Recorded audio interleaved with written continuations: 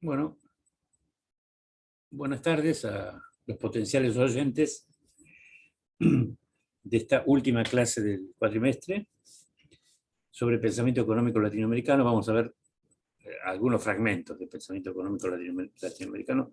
El tema es tan vasto que, bueno, he notado que en varias universidades de otros países, de México, por ejemplo, forma parte, digamos, hay una materia específica sobre esta cuestión. Además de estar la otra sobre historia del pensamiento económico en general. Bueno, nuestro programa está en la última unidad, la unidad 20, el pensamiento económico latinoamericano, que forma parte de la sexta y última parte del programa, pensamiento económico argentino y latinoamericano. Y la unidad tiene esta estructura. Bueno, nosotros lo que veríamos hoy es la parte que está en negro. La parte que está en azul no, lamentablemente no llegamos a tiempo, y la parte que está en rojo la va a dar Saúl en la clase de mañana. ¿Sí? Por eso digo, es vasto el tema. Y vamos a enfocarnos más bien en los aspectos comunes, porque hay ciertas dificultades con la bibliografía existente, en ese sentido, que más bien se dedica al análisis país por país, y aquí sería más interesante hacerlo en forma transversal, que es lo que intentamos hacer en esta presentación. Por eso no vamos a citar demasiados autores. Y sí características del proceso y de estructuras de pensamiento, diríamos. Bueno, como ustedes saben, la expresión Latinoamérica es del siglo XIX y de origen francés, y porque antes era Hispanoamérica o Iberoamérica, inclusive Indoamérica, ¿no? Pero bueno, esta influencia francesa, por contraposición a la anglosajona, fue la que terminó de alguna manera predominando. Es más bien cultural que étnica o lingüística, ¿no? Pero bueno, se adoptó de esta manera y así quedó. En esta presentación, cada vez que hablamos de americanos, nos referimos a todos nosotros, no a los estadounidenses. Así que tenemos que tenerlo presente. Todo lo que no es anglosajón en América holandés o francés proviene de la península ibérica. Fue conquistada por los españoles o por los portugueses, sometiendo a los pueblos originarios y ocasionando un genocidio cuyas cifras oscilan entre los 5 y los 60 millones según los autores. Genocidio que fue en parte militar y en parte biológico, ¿sí? Porque los pueblos originarios no estaban preparados para los virus que portaban los europeos. Y en otros casos por el hambre, como hicieron con los incas en el Perú. Pero bueno, no tocaremos esos temas, digamos, pero es importante que sepan de dónde venimos. El Imperio Español en América. Tras el descubrimiento de América en 1492, por parte de los europeos, obviamente, España exploró y conquistó grandes extensiones de territorio en América, desde el actual suroeste de Estados Unidos, México y el Caribe, hasta Centroamérica, la mayor parte de Sudamérica y la costa noroeste de Norteamérica, lo que sería la actual Alaska y Columbia Británica. Hasta ahí llegaron. Todos estos territorios se integraron en la corona de Castilla y más tarde como reinos de la corona española. Recuerden el debate del Cabildo Abierto del 22 de mayo de 1810. ¿Reinos o colonias? Nominalmente eran reinos, en los hechos eran colonias. Inicialmente se organizaron en dos virreinatos, el de Nueva España y el de Perú. Con el descubrimiento y asentamiento en varios archipiélagos del Pacífico a finales del siglo XVI, se incorporaron al Imperio Español las Indias Orientales Españolas, formadas por las Filipinas, las Islas Marianas, que incluían Guam, la porción norte de Formosa y las Carolinas, que incluían las Palaos, bajo la jurisdicción de la Nueva España. Nueva España sería la actual zona mexicana, y Perú sería la parte de Sudamérica. Más tarde, en las porciones norte y sur del Virreinato del Perú, se crearon los de Nueva Granada y del Río de la Plata, respectivamente. Nueva Granada, que abarcaría más o menos los actuales territorios de Venezuela, Colombia y Ecuador, y del Río de la Plata, bueno, que ya saben, ¿sí? Abarcaba lo que sería el actual territorio nacional, la banda oriental, eh, Paraguay y la mayor parte de Bolivia. Chile era una capitanía general, no, no estaba dentro de ninguno de los dos virreinatos, y vamos a ver qué pequeño era. El Imperio Español alcanzó los 20 millones de kilómetros cuadrados aproximadamente a finales del siglo XVIII, aunque algunos historiadores, como Raymond Carr, señalan que uno de sus momentos de máxima expansión es el comprendido entre los años 1580 y 1640, es decir, un periodo de 60 años, durante los reinados de Felipe II, III y IV, Felipe II, el último de los Austrias mayores, y Felipe III y IV de los Austrias menores, periodo en el que tuvo lugar la unión dinástica con Portugal, considerada una conquista española por un amplio número de historiadores de entonces y de ahora. El siguiente mapa nos muestra la extensión hacia inicios del siglo XIX. Bueno, ahí está. Todo lo que está marcado en rojo, vamos a ampliar un poquito el mapa, formaba parte del Imperio Español, con sede en la península. Estas son, obviamente, las Filipinas. Están incluidas las Malvinas, por supuesto. Bueno, gran parte de esta zona sur, aunque jurisdiccionalmente pertenecían al imperio, no habían sido sometidas o conquistadas, como ustedes prefieran, toda la zona de los tres virreinatos, del Perú, del Río de la Plata y de Nueva Granada, toda la zona mexicana, Gran Cuba, Dominicana y gran parte de las Antillas, y fíjense ustedes todo lo que pertenecía a México, incluyendo Florida. Bueno, Florida fue vendida a los Estados Unidos y el resto le fue robada directamente en varias guerras por los estadounidenses a los mexicanos. Si ustedes recuerdan el zorro, recordarán que la acción del zorro es en lo que sería hoy California. Y este otro mapa nos delimita con mayor precisión la división territorial en América.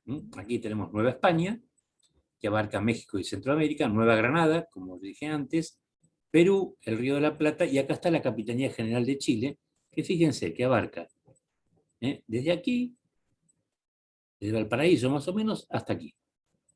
O sea que todas las pretensiones chilenas sobre la Patagonia, la zona sur, etcétera, son una fantasía, digamos, ideada por ideólogos del expansionismo chileno. Y el virreinato del Río de la Plata tenía salida al Pacífico, que esta se perdió durante los gobiernos unitarios, que no le dieron ninguna importancia a esto.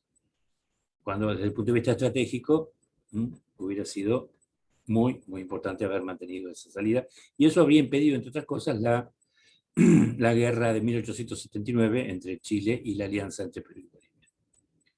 Bueno, y aquí tenemos el virreinato de Brasil, que obviamente es una conquista portuguesa por el Tratado de Tordesillas. Las Guayanas, que no eran una inglesa, una holandesa y otra francesa, y aquí está la colonia de Sacramento, que está íntimamente vinculada al origen del virreinato del Río de la Plata, como contaremos después. El Imperio Portugués en América. El Imperio Portugués es el nombre que recibe el conjunto de Portugal y sus territorios en diferentes fases y extensión. Desde el siglo XV, Portugal inició su imperio antes que España, hasta el siglo XX. También duró más. Se formó en la era de los descubrimientos, durante la cual ocupó un lugar predominante conjuntamente con el Imperio Español, siendo una de las más poderosas y ricas potencias de la época, aunque eso no duró mucho tiempo. Las primeras colonias portuguesas al sur del Sahara, después de las bases norteafricanas anteriores, se establecieron primero en el oeste africano, en la India, que tenía 3 ciudades, que fueron colonias hasta la década del 60 del siglo XX, y en el este de África desde el final del siglo XV. Este imperio, que se extendió por el mundo en la primera mitad del siglo XVI, desde Brasil hasta las Molucas, y el enclave comercial de Nagasaki, que duró hasta que los europeos fueron expulsados de Japón, Estaba conformado, sobre todo durante su primera fase, por las ciudades propiamente portuguesas, como Goa, que estaba en la India, las factorías comerciales o construcciones en ciudades bajo protectorado portugués o no portuguesas realizadas exclusivamente para el comercio. Chittagong, por ejemplo. Y las bases comerciales o zonas de intercambio directo, ciudades no portuguesas sin edificios cuyo mercado lo realizaban desde las propias cargas del barco. Es decir, tipo de enclaves coloniales. Solo después, que eran más bien costeros, digamos, ¿no? Solo después conquistaron territorio. Es considerado uno de los 10 imperios más grandes de la humanidad desde que se registraron civilizaciones y el primero pluricontinental. A principios del siglo XVI, Portugal tenía flotas y ejércitos en los 5 continentes. El imperio portugués pasó a pertenecer a la monarquía hispánica, como dijimos, durante el reinado de Felipe II y se separó en el reinado de Felipe IV. Portugal perdió las colonias que le quedaban cuando se independizaron en el año 1975. Después de la Revolución de los Claveles, ahí perdió Guinea-Bissau, Mozambique, Angola, que salvo Guinea-Bissau, los otros países hubo guerras civiles que duraron décadas, y Timor Timor Oriental en Oceanía. Siendo esta la fecha de disolución formal del Imperio portugués, si bien el imperio fue perdiendo poder paulatinamente con el proceso de decadencia iniciado en el siglo XVII, estando marcado este proceso por la independencia de la que fuera la más importante de las colonias portuguesas, Brasil, en el año 1822. Brasil se separó, se proclamó imperio, y el hijo del rey de Portugal se proclamó como emperador de Brasil.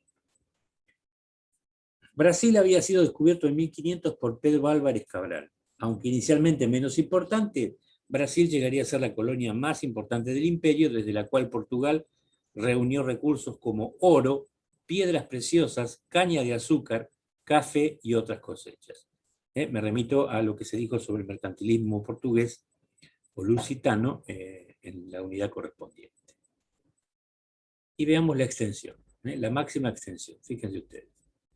Están incluyendo las zonas marítimas que eran frecuentadas por los navegantes portugueses. Bueno, Brasil, Angola, Mozambique, Guinea,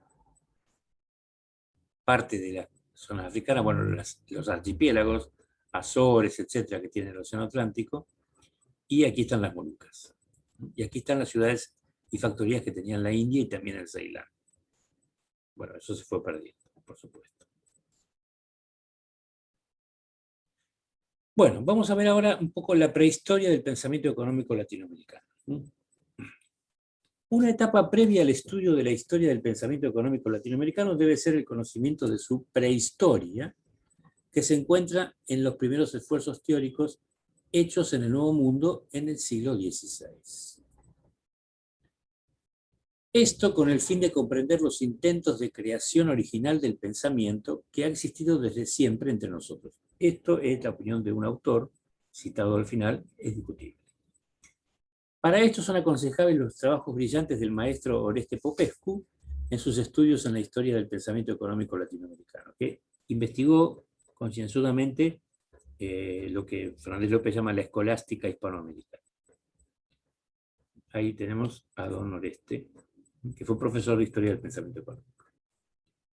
Al decir de este autor, en aquella época podemos encontrar aportes tan significativos como las formulaciones de la teoría cuantitativa del dinero y del precio. Nada menos. Al respecto, Popescu considera que los escolásticos hispanoamericanos han realizado un esfuerzo pionero para la edificación de una teoría de los precios en una época en que ni siquiera Europa estaba preparada para aprovechar fructíferamente semejante caudal de conocimientos. En carta, por ejemplo, del 1 de febrero de 1562, fíjense qué fecha temprana, de la audiencia de oidores de Charcas, en la actual Bolivia, y la audiencia era una especie de tribunal, ¿no? Instituido por el poder colonial español, se encuentra referencia a la disparidad de precios en los siguientes términos. En Potosí, la ciudad más rica de Sudamérica durante el Imperio Español, valen las cosas 4 veces más que en Lima ordinariamente. Hay más dineros, valen siempre las cosas más caras, como todo constará a vuestra majestad, por la información que va juntamente con esta a pedimiento de algunos oficiales de esta audiencia. Está escrito en castellano de ese momento. A esa misma audiencia de Charcas pertenecía un americano, aunque en realidad había nacido en España, en Valladolid, en 1520, llamado Juan de Matienzo, a quien hemos mencionado en las clases grabadas de la unidad 3, quien desarrolla esta teoría con gran precisión en un escrito que seguramente data de 1561. En todo caso, es un escrito anterior al de Jean Bodin, o Juan Bodino, nacido en Francia en 1530, que es considerado en los textos de historia del pensamiento económico como el padre de la teoría cuantitativa, cuyos escritos al respecto datan de 1569, es decir, al menos 8 años después que Matienzo. Recuerden que aquí hay otra cosa que considerar, y es que también hay textos previos al de Matienzo hechos por otros escolásticos hispanos pertenecientes a la Escuela de Salamanca. Juan de Matienzo, que vivió entre 1520 y 1579, así que vivió 59 años, y falleció en el actual territorio boliviano, fue un jurista y protoeconomista español. Nació en el seno de una familia de funcionarios reales y tras 10 años de estudio se licenció en leyes en su ciudad natal, en la Universidad de Valladolid. Al igual que su padre, trabajó durante 17 años en la Cancillería de Valladolid, donde desempeñó el cargo de relator. Allí, fíjense ustedes cómo suceden las cosas a veces, tuvo ocasión de conocer a varias personas muy vinculadas con el nuevo virreinato del Perú, como el contador Agustín de Zárate, el licenciado Polo de Ondegardo, el gobernador Vaca de Castro o el presidente y obispo don Pedro de la Gasca, apodado el pacificador del Perú tras las guerras civiles. Porque en el Perú hubo, dadas las peculiares características de la conquista, que creo que fue en la década de 1530, no solo hubo, digamos, genocidio contra los pueblos originarios, sino que también hubo guerras civiles entre fracciones hispanas. Tal vez por influencia de algunas de estas personas, se interesó por esta región hasta tal punto que, en septiembre de 1558, fue nombrado oidor de la recién creada Real Audiencia de Charcas y Lima, y presidente de la primera audiencia, cargo que asumió y juró en 1561. En Lima, pues, el paso a Indias no se le concedió hasta el 25 de noviembre de 1559. Y su viaje desde Sanlúcar de Barrameda, España, a Lima, Perú, duró aproximadamente un año. No escatimaban tiempo en aquel momento. Bueno, ahí tenemos un retrato de Juan de Matienzo, una imagen de este autor. Fue bien recibido en el país y ganó prestigio y respeto rápidamente por su rectitud y sabiduría. Allí ejerció su actividad judicial durante el gobierno de los virreyes Conde de Nieva y Francisco Álvarez de Toledo, el personaje más importante y que más trabajó por la institucionalización en la historia del virreinato del Perú. Las ordenanzas de Toledo, sobre todo tipo de cuestiones sociales, económicas e institucionales, pervivieron prácticamente invariadas durante los siglos XVI, XVII y XVIII. Consta que el virrey conoció bien y supo aprovechar la experiencia del oidor Juan de Matienzo. Instalado en la ciudad de La Plata, después Chuquisaca, que va a ser la universidad donde en el siglo XVIII va a estudiar Moreno, sede de esta audiencia de Charcas, pudo comprobar de primera mano cómo subían los precios en aquellas ciudades andinas inundadas de plata. En Potosí valen las cosas 4 veces más que en Lima ordinariamente. Algo parecido a lo que decía el texto que vimos hace un ratito, ¿no? Potosí, la ciudad, llegó a tener 100.000 habitantes, digamos que estaba junto al cerro de donde se extraía la plata. ¿Sí? Bueno, obviamente de esa plata no quedó nada. Se agotó el yacimiento. Matienzo falleció en la ciudad de La Plata el 15 de agosto de 1579, tan falto de recursos que apenas encontró en su casa dinero para sufragar los gastos del entierro. Las obras de Juan de Matienzo comprenden 2 grandes grupos, los que tratan sobre jurisprudencia y algunos textos sobre política y administración pública. Bueno, aquí están los nombres en latín de estos textos que no son de nuestro interés. En el segundo grupo, el texto Gobierno del Perú, memorial sobre la estabilidad y expansión de la provincia de los Charcas y estilo de Cancillería. Entre todas ellas, es su obra comentaria, la que está citada en el primer párrafo, donde Matienzo desarrolla las principales ideas de carácter económico como su desarrollo jurídico de la teoría del precio justo, que contemplaba el enfoque teológico-moral de Tomás de Mercado, autor que vimos cuando hablábamos de la escolástica. Acá tenemos una edición posterior de esta obra, Gobierno del Perú. Es por eso que Oreste Popescu atribuyó a Matienzo la fundación de una escuela de pensamiento económico cuantitativista en Chuquisaca. Si Popescu dice esto, es razonable suponer que dejó algún tipo de discípulos, si no, sería una escuela de un solo individuo. No estoy en condiciones de afirmarlo. Juan de Matienzo fue, entonces, además, un brillante economista. Matizó el concepto de precio justo partiendo de las doctrinas clásicas de la escolástica sobre la estimación común en un mercado con plena libertad de funcionamiento. En cuanto al precio legal, o tasa, como se lo conocía en ese momento, Matienzo advirtió de situaciones en las que la tasa podría ser perjudicial para el funcionamiento económico. Por ejemplo, precios controlados o administrados. Además, refutó la teoría del valor trabajo basada en los costos de producción, afirmando que las cosas no tienen, está mal acá, un valor objetivo en sí mismas, ya que existen otros factores determinantes del valor como la necesidad, la utilidad, la voluntad de las personas, la escasez del bien o la facilidad para usarlo. Se emparenta claramente con la Escuela de Salamanca, ¿no? De esta forma, Matienzo se inclinó claramente hacia la teoría del valor subjetivo de los bienes y distinguió además entre valor intrínseco y valor extrínseco. El primero expresa la misma naturaleza de un bien, lo que sería su valor ontológico, cuasi filosófico esto, que incluye por tanto los costos de producción. También se incorpora aquí su utilidad. El segundo, es decir, el valor extrínseco, viene fijado por la común estimación del público e incluye la necesidad de un bien y su escasez. Fíjense aquí, hay consideraciones de oferta y demanda en ambos valores, ¿no? En el valor intrínseco, los costos están al lado de la oferta y la utilidad del lado de la demanda. Y en el valor extrínseco, la necesidad de un bien está del lado de la demanda y la escasez está del lado de la oferta. Notable anticipación de este pensador. Su teoría subjetivista del valor lleva a distinguir, al menos de una forma intuitiva, los elementos de la oferta y la demanda, lo que yo decía, dentro de un mercado.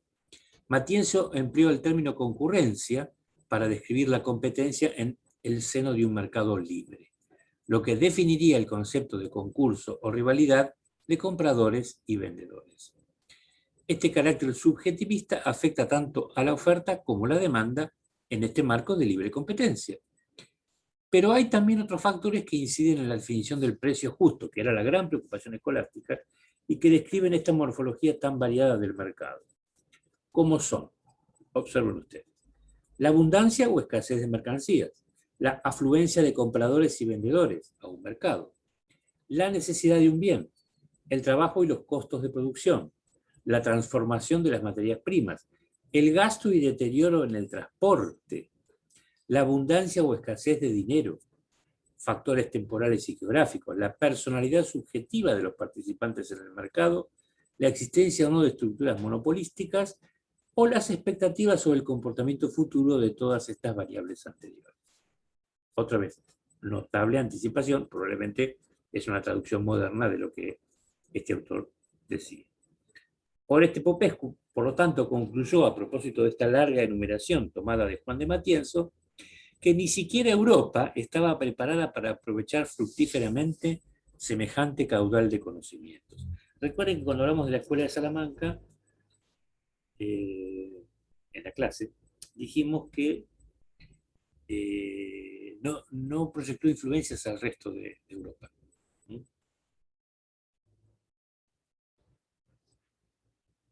Las universidades americanas. Fíjese qué tema interesante. Las primeras universidades en la América española, fundadas por la corona y las órdenes religiosas en los siglos XVI y XVII, siguieron el modelo de la metrópoli, sobre todo los de la Universidad de Salamanca, fundada en 1218, que destacaba junto a las europeas de París, Bolonia y Oxford, y en menor medida los de Valladolid y Alcalá de Henares. Según las reglas salmantinas, o sea, de Salamanca, las facultades, tanto en España como en las Indias, eran de distinta clase y categoría. Las llamadas mayores, que incluían cánones, derecho canónico, leyes, derecho civil, teología y medicina. En estas se obtenían los grados de bachiller, licenciado y doctor o maestro. Y las menores, que incluían artes y filosofía. Bueno, ahí tenemos la Universidad de Salamanca y acá tenemos la de Alcalá. O sea, aunque estas son vistas modernas, obviamente los edificios son de larga data. Una característica de algunas universidades en América Española es que tenían cátedras de lengua indígena, cuyo conocimiento era obligatorio para todos los curas y religiosos que en la América Española ejercieron la enseñanza. Es notorio el caso de los jesuitas que tuvieron que aprender el guaraní y hasta hicieron un diccionario, ¿sí? Como si fuese un diccionario español-inglés, bueno, un diccionario español-guaraní. Todas las cátedras se obtenían por oposición, como en las europeas, según una serie de reglas muy complicadas, especialmente pensadas para evitar sobornos y asegurar que fuesen ocupadas por los mejores candidatos. Miren ustedes, qué modernos. No era así, en cambio, en las universidades administradas exclusivamente por una orden religiosa. La influencia y aplicación de este modelo salmantino en toda la América Española puede apreciarse concretamente en los casos de las universidades reales y pontificias de México y San Marcos de Lima, en las que desde un principio se aplicaron y se establecieron por constituciones las prácticas escolásticas tal como se hacían en Salamanca. Desde el contenido de las asignaturas, los libros de texto, los métodos de enseñanza, duración, horario de clases y ejercicios prácticos, hasta la manera en que debían celebrarse las ceremonias de otorgamiento de grados. Ya desde aquel momento las universidades eran instituciones regidas por un conjunto de normas. Hemos heredado esa tradición hispánica. Las universidades mayores de Lima y México fueron no solo las primeras universidades indianas, sino el referente de las sucesivas fundaciones coloniales. Lo que París significó en Europa y Salamanca en España, representaron Lima y México en la América hispana, se ha dicho. Esta es la Universidad de la Mayor de Lima. Un buen número de centros universitarios tuvieron un nivel equivalente al de los europeos y jugaron un papel relevante en el trasvase cultural de la Europa cristiana al Nuevo Mundo. Obviamente el autor de estas líneas apoya ese trasvase, ¿no? Su vitalidad estuvo estrechamente vinculada a la alcanzada por las ciudades de la América Española, participando en su destino, tanto en su etapa de grandeza como en su etapa de decadencia.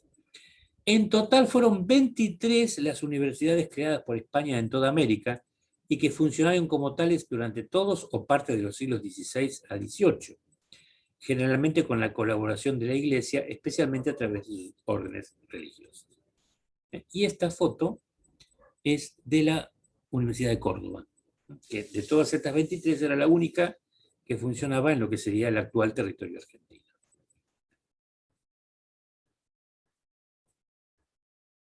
Bueno, y este es el detalle. Ustedes pueden ver, pausando el video, universidad por universidad. ¿Y qué le pasó? ¿Sí? Año de fundación, denominación, actual ubicación ¿no? En ciudad y país, y cuál fue su destino. La que se fundó en... Bueno, esta fue la primera en Santo Domingo, digamos, en el Caribe, fue clausurada. Pero la de San Marcos es la actual Universidad de San Marcos.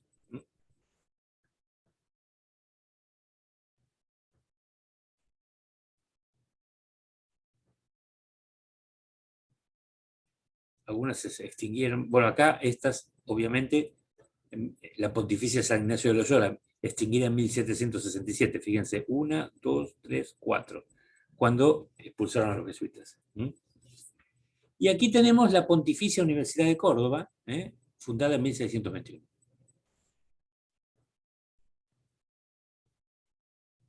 Que es la actual Universidad Nacional de Córdoba. Bueno, estas serían las últimas. La última fue fundada en 1792, en Guadalajara, México. Todavía existe. Aquí tenemos otra universidad, en Concepción, Chile, extinguida también con la expulsión de los jesuitas. Esta es la fuente. La de Córdoba es la universidad argentina más antigua, inaugurada oficialmente en 1623 por el provincial de la Compañía de Jesús, Pedro de Oñate, y mediante bula papal de Gregorio XV, surgiendo de los estudios superiores del Colegio Máximo de Córdoba. Durante más de 150 años desde su fundación, la universidad tuvo un perfil exclusivamente teológico y filosófico. Fue ratificada por Felipe IV a través de la Real Cédula del 2 de febrero de 1622. Es la actual Universidad Nacional de Córdoba y, obviamente, fue el lugar donde nació la reforma universitaria en 1918. Por último, debe destacarse que España constituyó una excepción entre las potencias europeas en lo que se refiere a la fundación de universidades en el Nuevo Mundo. Portugal no creó ninguna universidad en el Brasil durante la época colonial. O sea que los hijos de los notables que querían educarse o iban a las universidades hispanas, cosa, o mejor dicho, de Hispanoamérica, cosa rara porque, salvo la situación en esos 60 años de unificación, o tenían que ir a estudiar a Coimbra, la más célebre universidad portuguesa. E Inglaterra construyó las bases de un imperio sin que por ello otorgara importancia alguna a la fundación de universidades. Interesante tenerlo presente. ¿Por qué hablamos de las universidades? Bueno, porque fueron los centros difusores de pensamiento. ¿Sí? No es casualidad que en el momento de la independencia y hasta muchos años después, hombres de la Iglesia estuviesen, bueno, en numerosos puestos oficiales. La Ilustración. Ustedes saben que Ilustración o Iluminismo es el pensamiento, digamos, del siglo de las luces del siglo XVIII. Es un fenómeno europeo que tuvo proyecciones en América. Sí, nosotros vamos a hablar acá de la Ilustración iberoamericana, es decir, en el mundo colonial iberoamericano, que comprende tanto la América hispana como la América portuguesa. Las ideas de la Ilustración española, que enfatizaban la razón, la ciencia, la practicidad, la claridad en lugar del oscurantismo, y lo ayudaban con el secularismo, se transmitieron de Francia al Nuevo Mundo en el siglo XVIII. Después del establecimiento intelectual y científico por universidades hispanoamericanas cada vez más antiescolásticas y opuestas a la autoridad no probada, incluso antes de que los Borbones españoles llegaran al poder. Que si recuerdo bien fue en 1713. En la América española, igual que en España, la Ilustración tenía algunos aspectos de anticlericalismo, pero muchos sacerdotes estaban a favor de la ciencia y el pensamiento científico y eran practicantes. Por ejemplo, los jesuitas enseñaban a Descartes en su aspecto físico, digamos, y matemático, despojándolo de su contenido filosófico. Algunos clérigos fueron defensores de la Ilustración, así como la independencia. Los textos ilustrativos que circulan en la América española se han relacionado con los fundamentos intelectuales de la independencia hispanoamericana. Las obras de los filósofos ilustrados eran de propiedad y lectura en la América española, a pesar de las restricciones en el comercio de libros y su inclusión en la lista de libros prohibidos de la Inquisición. O sea, la enciclopedia, Voltaire, Rousseau, etc., era posible conseguirlos en los lugares donde estaban la mayor parte de las bibliotecas, digamos, en las universidades o en las iglesias. Así fue como Moreno pudo leer, el joven estudiante Moreno pudo leer en Chuquisaca a Rousseau, porque un sacerdote lo tenía, a pesar de ser un libro prohibido. Los jesuitas fueron instrumentales al introducir nuevas tendencias en filosofía en la América española, y luego de su expulsión en 1767, los franciscanos continuaron explorando esta línea de pensamiento. El clero secular hispanoamericano era propietario de tales trabajos, incluidos el sacerdote mexicano Miguel Hidalgo y Costilla, el famoso cura Hidalgo, cuyo el Grito de Morelos, cuna de la independencia mexicana, cuyo libre pensamiento le había perdido su puesto como rector del seminario de San Nicolás y había sido enviado a la pequeña parroquia de Dolores. Los sacerdotes persiguieron la ciencia, incluso en la era barroca del siglo XVII. El intelectual criollo más prominente del país, don Carlos de Sigüenza y Góngora, el país es México, así como la notable monja mexicana Sor Juana Inés de la Cruz. En el siglo XVIII había varios sacerdotes nacidos en España y en Estados Unidos que practicaban la ciencia, ¿no? Bueno, acá hay varios autores que también hablan de la difusión de estas ideas a través de periódicos, etc. Alexander von Humboldt, el famoso naturalista y geógrafo alemán, hombre también de la Ilustración, se reunió y consultó con Mutis, Caldas y autores citados en el párrafo anterior, y leyó las obras de Alzate, quien murió justo antes de que Humboldt llegara a Nueva España, durante su expedición científica a la América Española a principios del siglo XIX. Y el alemán quedó muy impresionado por el nivel intelectual de la ciencia en la América Española. Ahí tenemos a Humboldt, que era noble, ¿no? Pintado en 1843 por Joseph Stieler. Dos cepas del pensamiento filosófico eran evidentes en la América Española.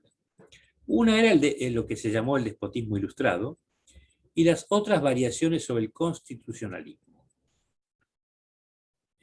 A partir de, bueno, Montesquieu, básicamente. Las divisiones entre los clérigos en la América Española eran entre los que apoyaban el regalismo, es decir, la supremacía de la corona sobre la Iglesia Católica, y los que se adherían al ultramontanismo, apoyando el poder del papado sobre los monarcas. Aquí estaban los jesuitas.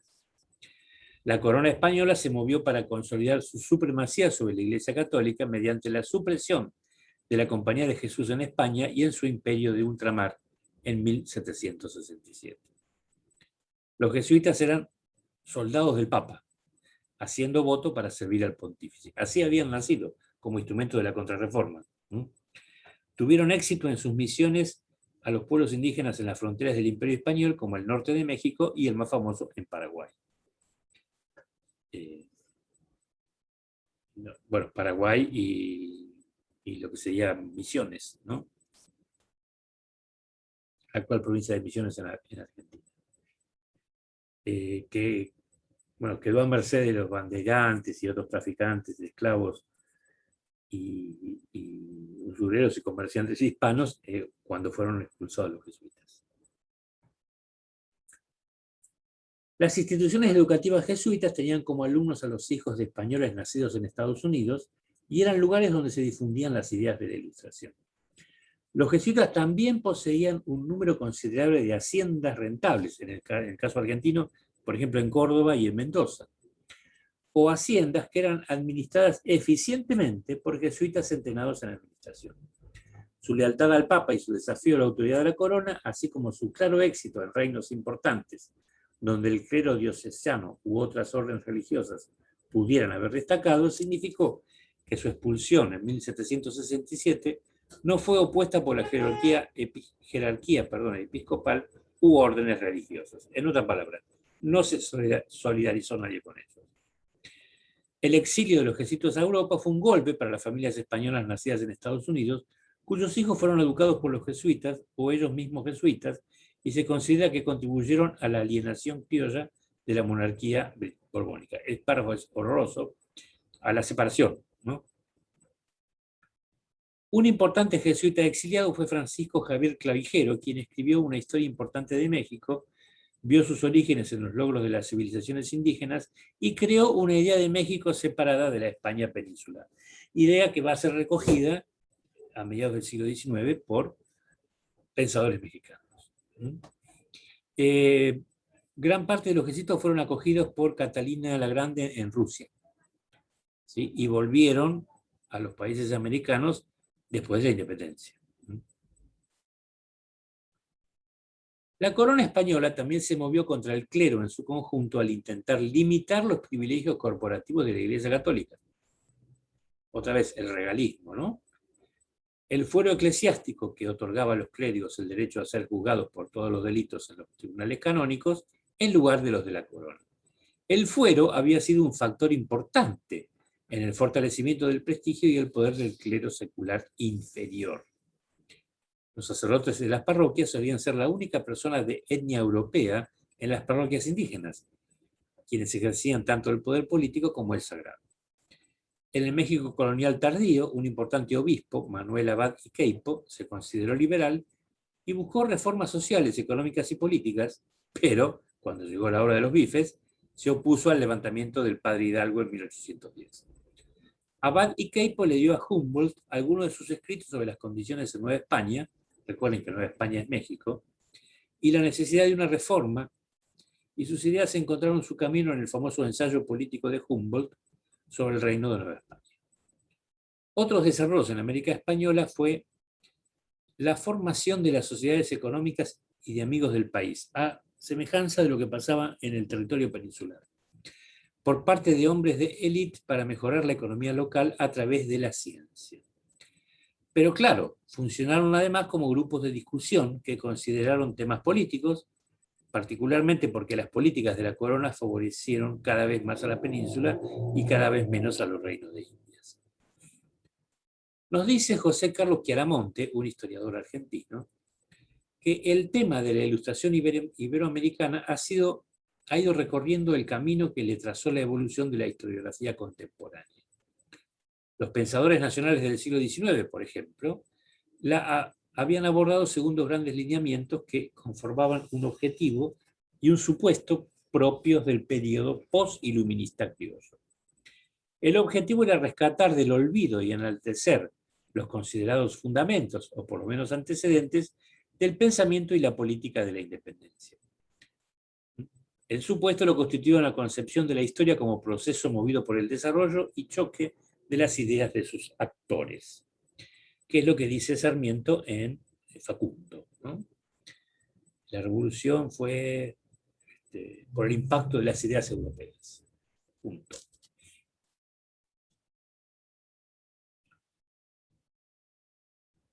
Ahí está Chiaramonte. Este punto de vista tiene su explicación en la historia política posterior a los movimientos de independencia. Los proyectos de organización de estados liberales indujeron a rastrear, subrayar y ocasionalmente exagerar los rasgos liberales del pensamiento dieciochesco iberoamericano como una forma de darles mayor respaldo con el prestigio de la historia. Falacia de autoridad, diríamos hoy. Hay una cosa interesante que Chiaramonte desarrolla en el texto que citamos en la bibliografía al final, es el tema de que la ilustración iberoamericana tiene características distintivas de la europea y podríamos pensar en básicamente rasgos no tan liberales.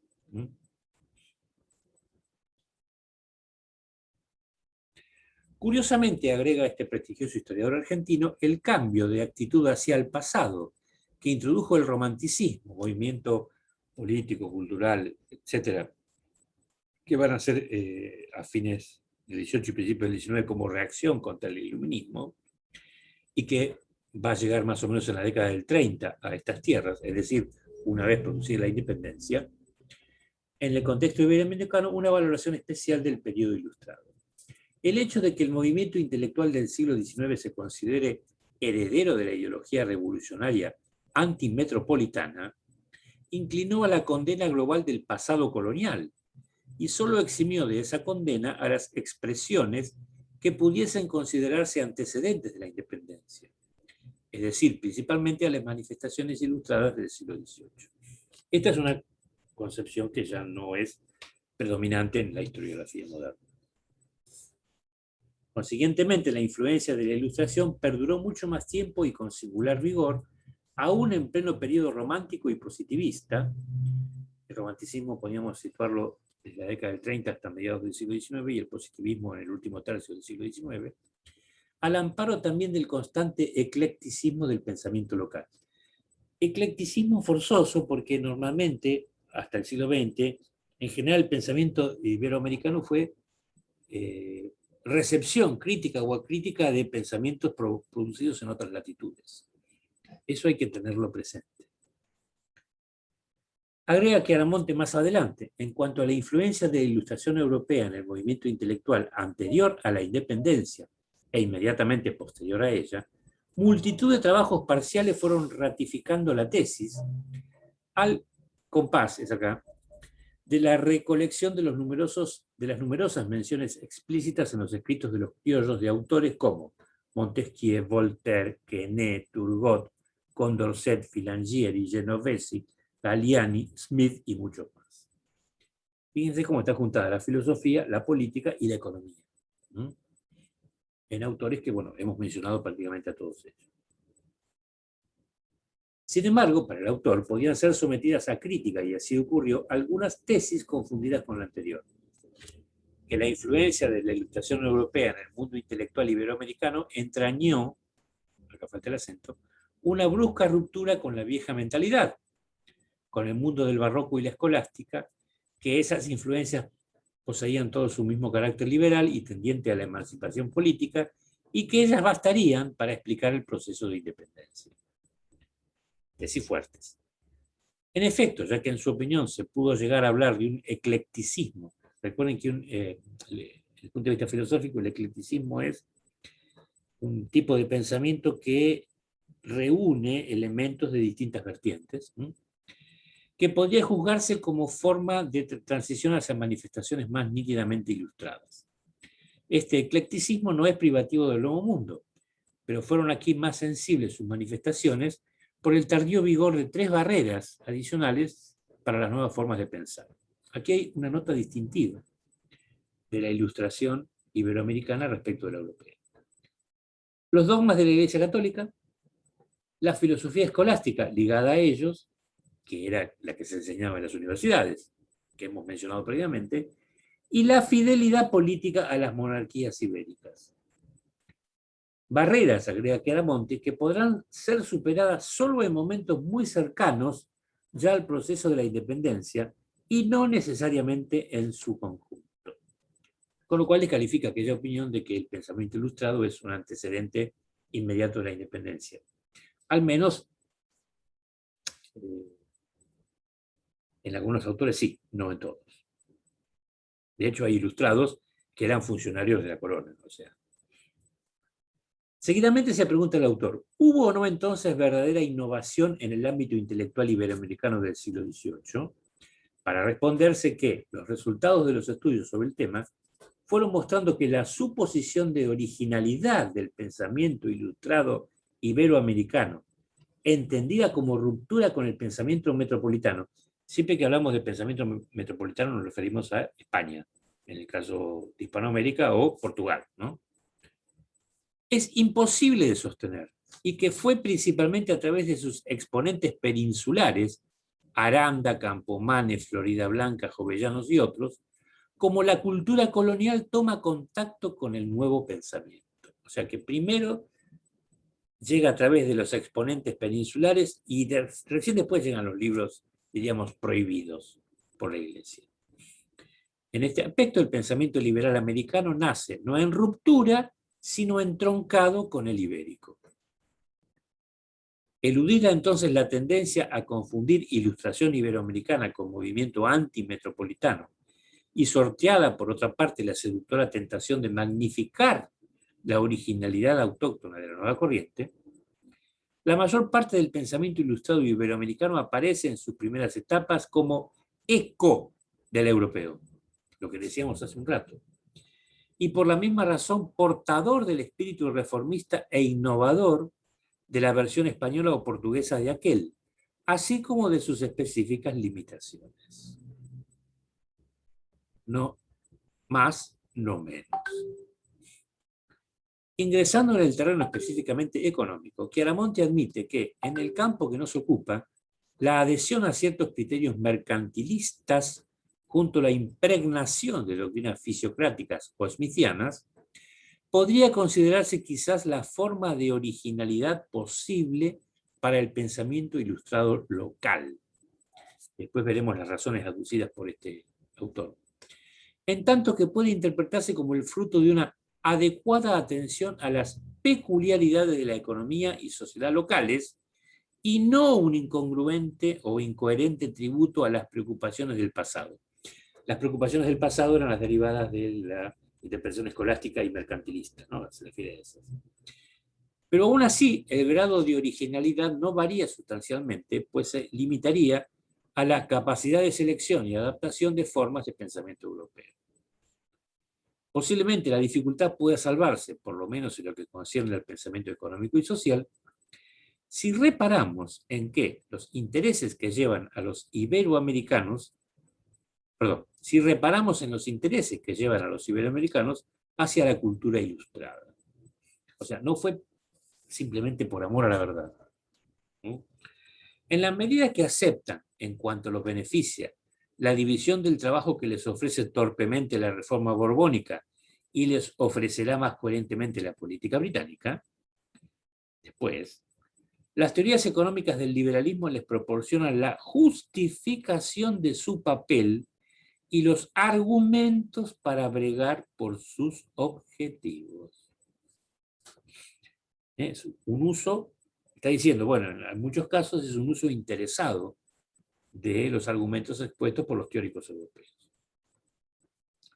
Intentando explicar aquella contradicción ya señalada, perdón por la redundancia, señala el autor que los intereses de las grandes producciones exportables y del comercio interregional e intercontinental, es decir, dentro de América y con Europa, impulsan a los iberoamericanos hacia el pensamiento de la Ilustración europea, hacia una visión del mundo y hacia unos criterios científicos sobre la sociedad y la economía que concuerdan con sus necesidades.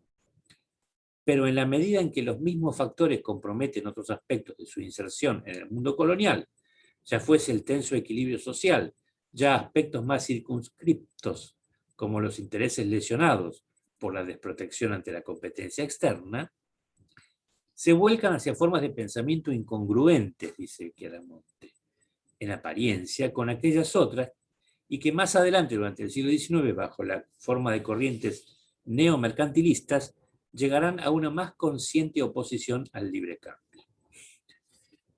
Un exponente típico de esa postura neomercantilista sería un autor que ustedes vieron con Mario, que es Pedro Ferrer, el gobernador de Corrientes, que defiende posturas proteccionistas. Y no es necesario que estas dos vertientes requieran siempre distintos protagonistas, pues podrá darse en una misma figura la oscilación, según las coyunturas, entre formas teóricas no muy compatibles entre sí. Aquí, en nota al pie, el autor cita a Juan Bautista Alberdi como ejemplo de esta contradicción. Hay un Alberdi liberal del sistema económico rentístico y hay un Alberdi nacionalista, si ustedes quieren, el de, después de Pavón y Cepeda. Que se opone a la guerra con el Paraguay, etc. En resumen, pues, la Ilustración iberoamericana puede ser considerada así un caso especial dentro del movimiento intelectual del siglo XVIII, comenzando por su parcial anacronismo con respecto a la europea. Veremos de qué se trata esto. Plenamente inmersos sus comienzos en la segunda década del siglo XVIII, extiende su vigencia hasta por lo menos la tercera década del siguiente. Es decir, que habría ilustrados hasta 1830, por ejemplo. Está diciendo Chiaramonte. Por otra parte, resulta un movimiento de compleja conformación, en el que el carácter predominante de constituir, en cuanto al manejo teórico, un eco de la ilustración española y europea, complica aún más su comprensión. En muchos de los textos de los ilustrados iberoamericanos, afirma el historiador, sobresale el optimismo que inspiraba la gestión borbónica en comparación con la de los Austrias, y la confianza en que los problemas de las colonias podrían resolverse adecuadamente, consultando a la vez los intereses metropolitanos. y ingenuidad, diríamos hoy, o tal vez otra cosa. La confianza en el juego del interés individual desembarazado de las trabas de una excesiva reglamentación, el optimismo universal, la fe en el funcionamiento de las leyes naturales, en fin, todos los rasgos generales del pensamiento fisiocrático y de otros economistas de la época, tomadas en las fuentes originales o recibidos a través de la versión de autores metropolitanos, campean, es decir, están presentes en casi todos ellos. Elementos claramente modernos. Sin embargo, también señala que sería un error, también en este aspecto, considerar que la distancia del espíritu reformista exhibida por los autores criollos de algunos de estos escritos con respecto a las tendencias independentistas es obra de la prudencia y la autocensura, opinión que tendría a predominar a partir de la versión de los historiadores del siglo XIX. Conviene entonces no interpretar toda moderación como autocensura, ni en el uso de la economía política, por ejemplo, un efecto del temor a abordar campos más comprometedores a los ojos de la Inquisición. Por otra parte, en acelerado debilitamiento. Recuerden que la Inquisición acá fue abolida por la Asamblea de 1813. La reflexión económica, en cambio, constituyó uno de los más naturales avances por el camino de las ideas del siglo. Las ideas del siglo se refiere al siglo de las luces, ¿no? En cuanto era en ese campo del pensamiento donde se debían fundamentar las reivindicaciones sectoriales y por cuyo intermedio se efectuaba una real impregnación en la mentalidad científica, racional y utilitarista, cuya difusión es uno de los mayores efectos del pensamiento ilustrado.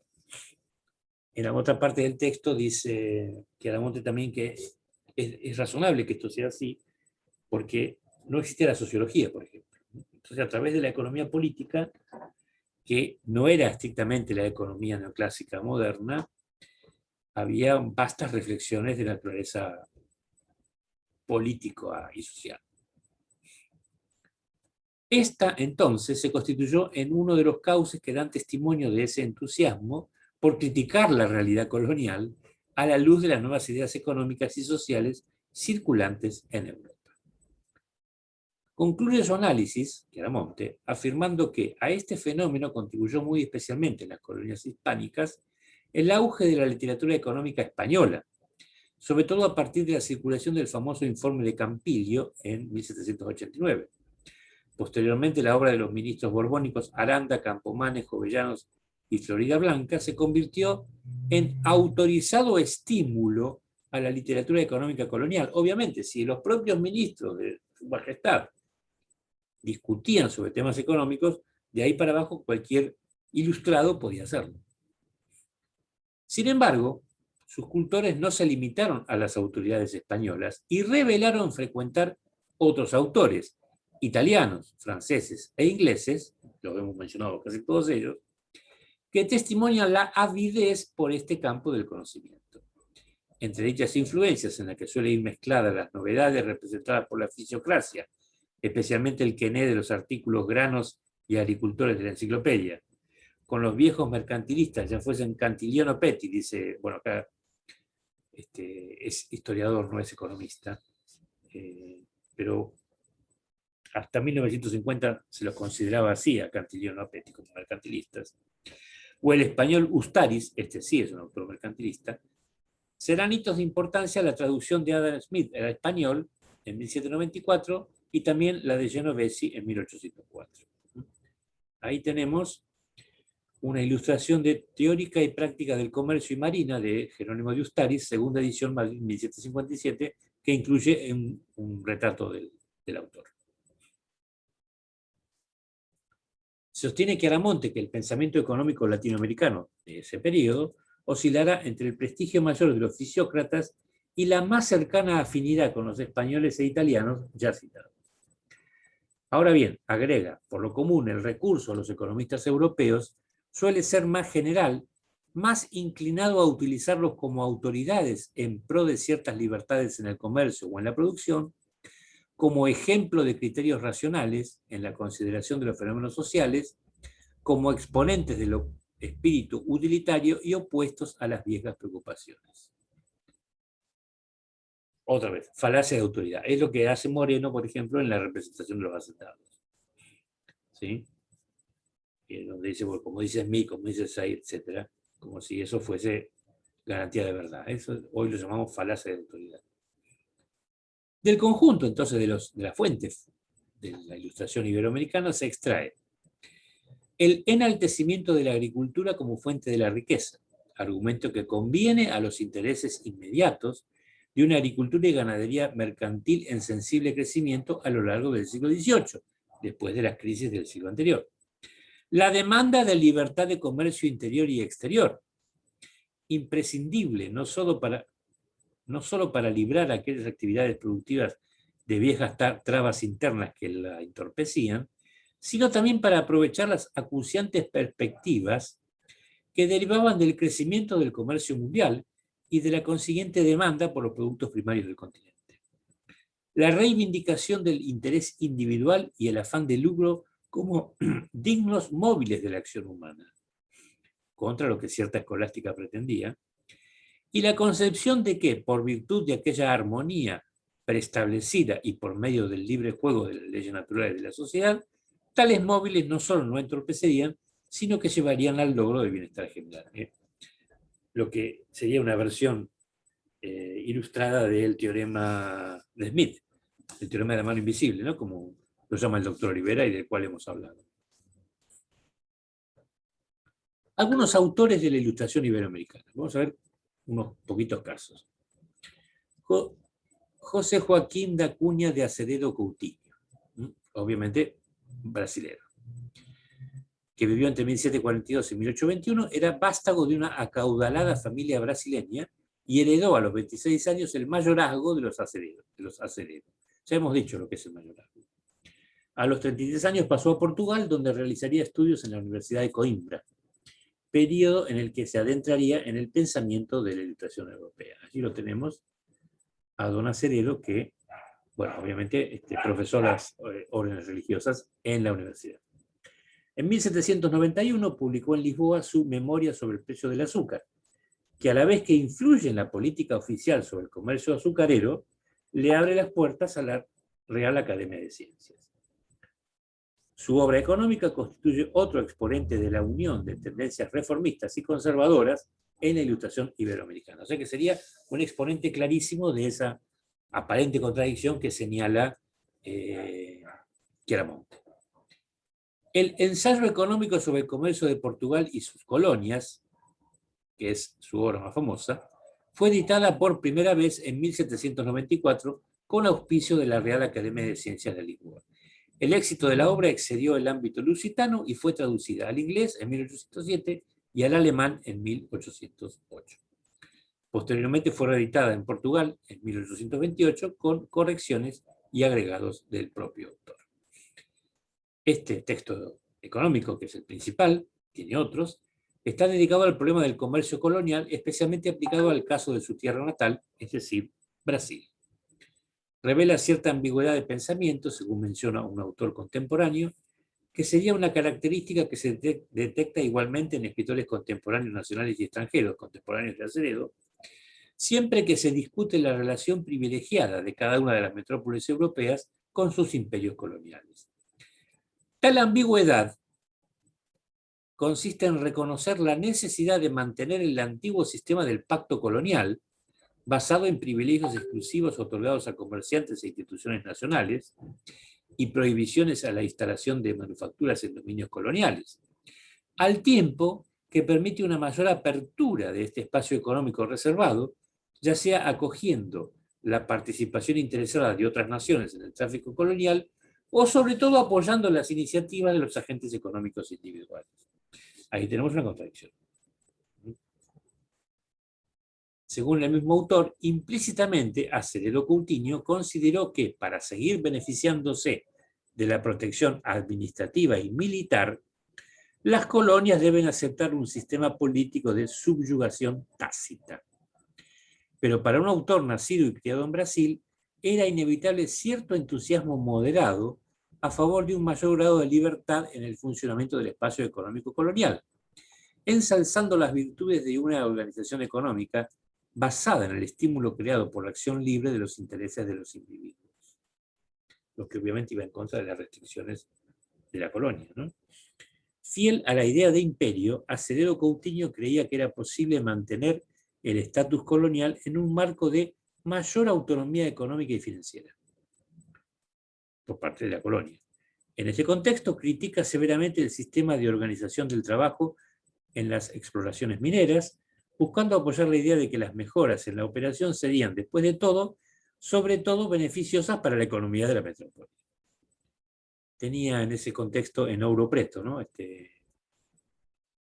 Yacimientos auríferos, en el estado de Minas Gerais. El texto de Acevedo Coutinho atraviesa uno de los dilemas más apremiantes de una economía atrapada en el tejido del imperio colonial brasileño. Por un lado, es consciente de la importancia de Brasil como pilar del comercio exterior portugués, ya lo hemos mencionado. Pero al mismo tiempo también sabe que el desarrollo económico de la colonia traería el inminente fin del sistema colonial. Efectivamente. Por estas razones, el ensayo económico ofrece un testimonio notable sobre un tema que a lo largo de los siglos ha marcado en gran medida el proceso de desarrollo de la economía portuguesa. Félix de Azara, 1746-1821, oficial del Ejército y Armada españoles, ingeniero militar y posteriormente célebre naturalista, llegó al Río de la Plata en 1781. Ahí tenemos, fíjense, retratado por Goya, nada menos, el pintor de la corte.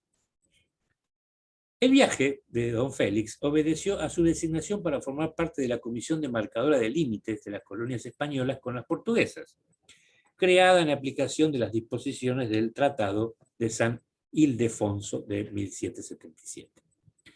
Las sucesivas dilaciones en la nunca cumplida tarea de la comisión lo indujeron a utilizar el tiempo libre en exploraciones por diversos lugares del Río de la Plata, en las que reunió un importante caudal de información científica sobre la vida natural de la región.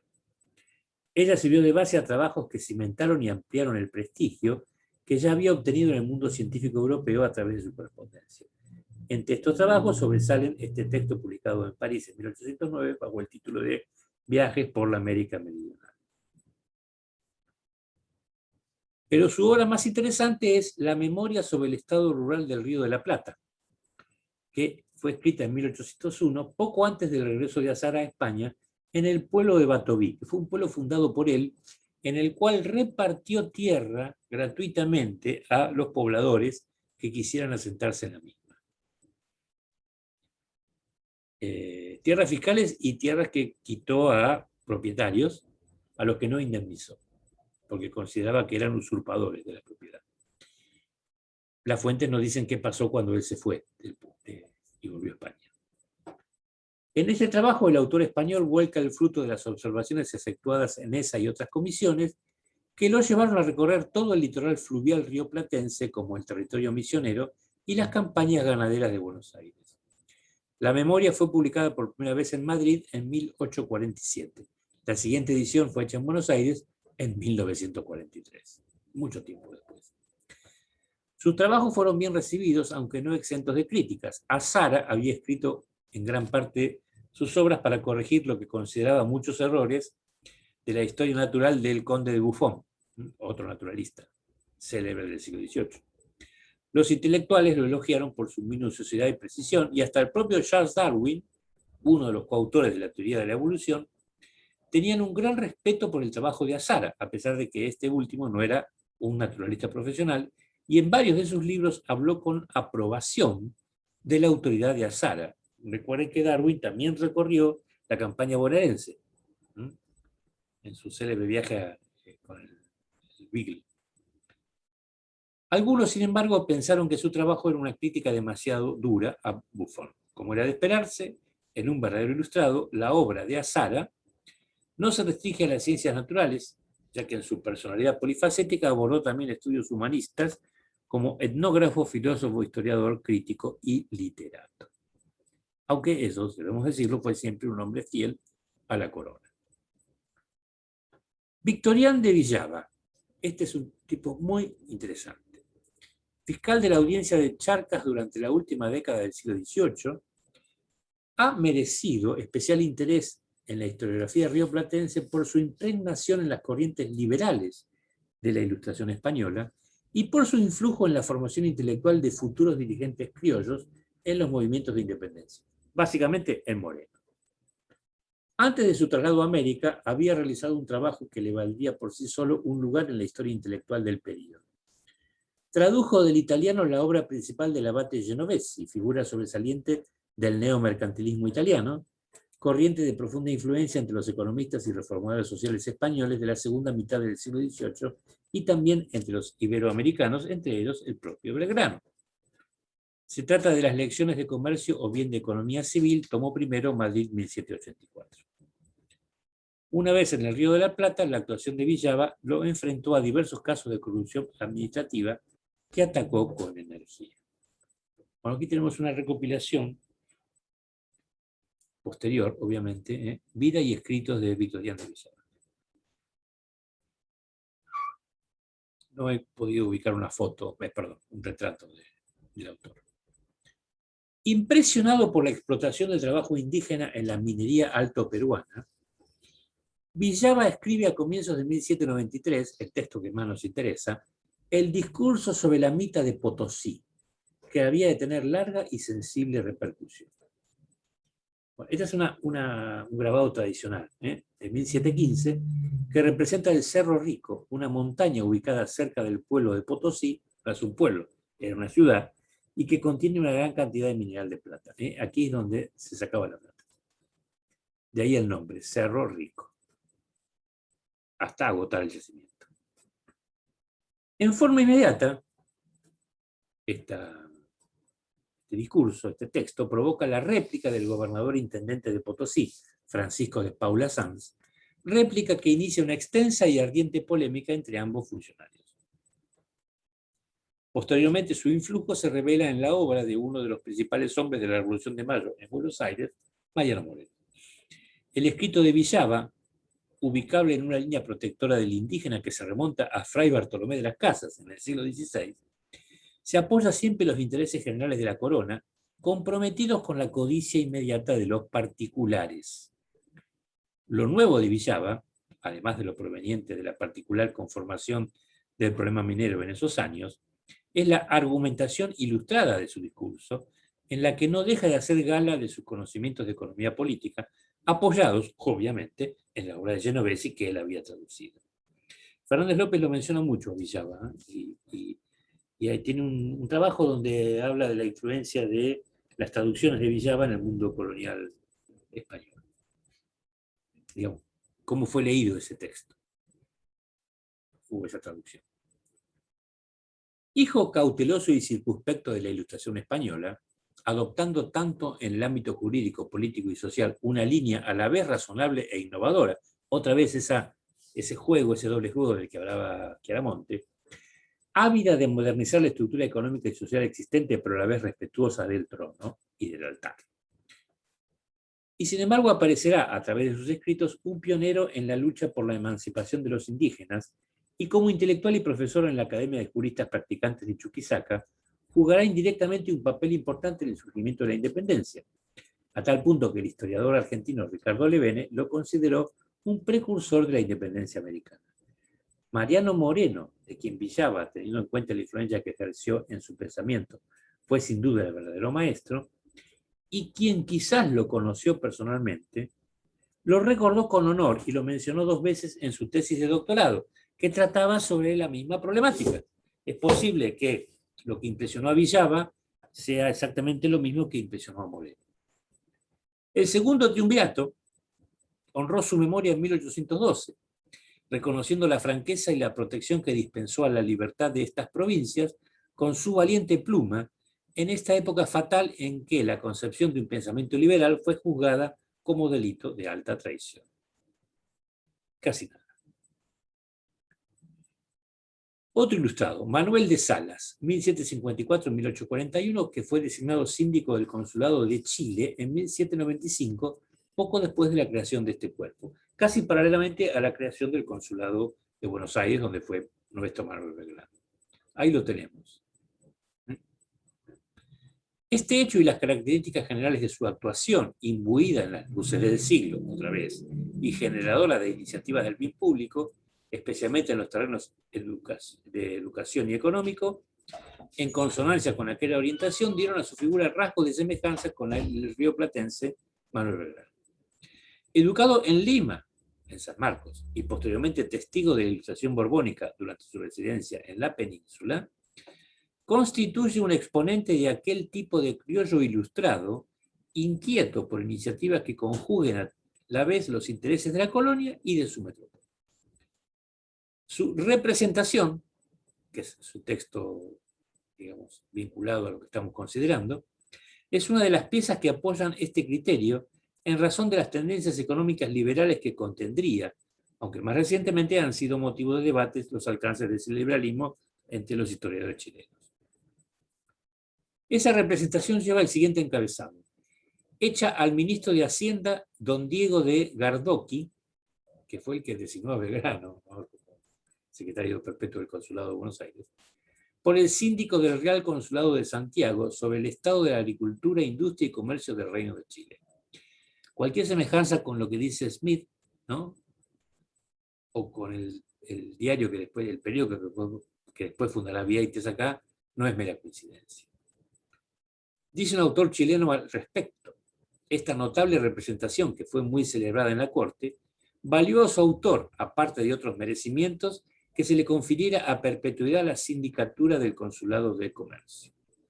A pesar del reconocido mérito de la obra y del prestigio que ella le dio en el país, solo llegó a darse a la prensa después de los días del señor Salas.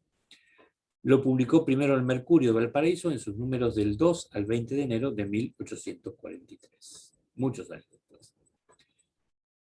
Ahora bien, tuvo una larga vida, digamos. En 1797 fundó la Real Academia de San Luis, una institución dedicada a las asignaturas técnicas, a diferencia de la Universidad de San Felipe, de la que también era profesor.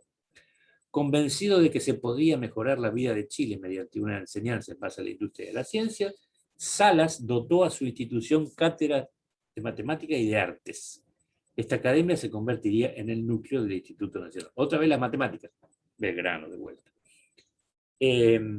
Después participó obviamente en el proceso independentista chileno, y después de la derrota de Rancagua fue exiliado en la isla Juan Fernández durante 3 años.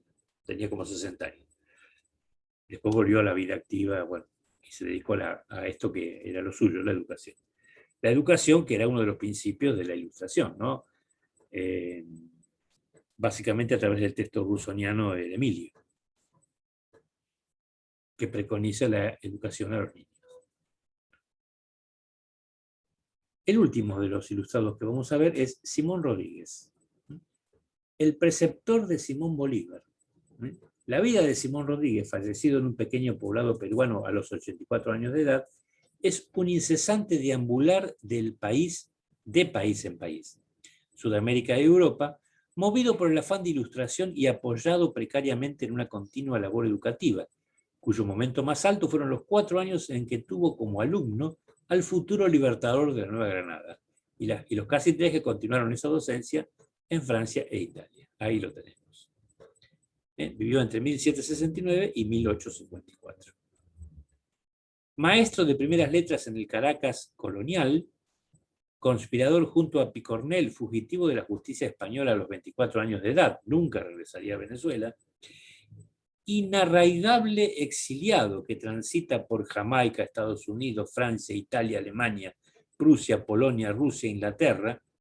Luego de 28 años de su partida regresará a Sudamérica para iniciar un nuevo y largo itinerario por las actuales, Colombia, Ecuador, Perú, Bolivia, Chile, Perú, Ecuador y Perú, donde finalmente morirá, transitoriamente estimulado por el nuevo reencuentro con Bolívar.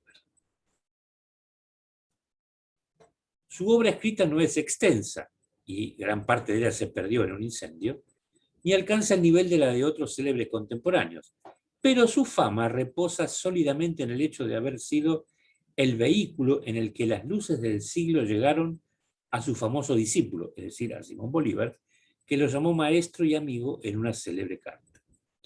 Cuando tenía 23 años de edad, siendo maestro de primeras letras, escribió unas reflexiones sobre los defectos que vician la Escuela de Primeras Letras de Caracas y medios de lograr su reforma por un nuevo establecimiento.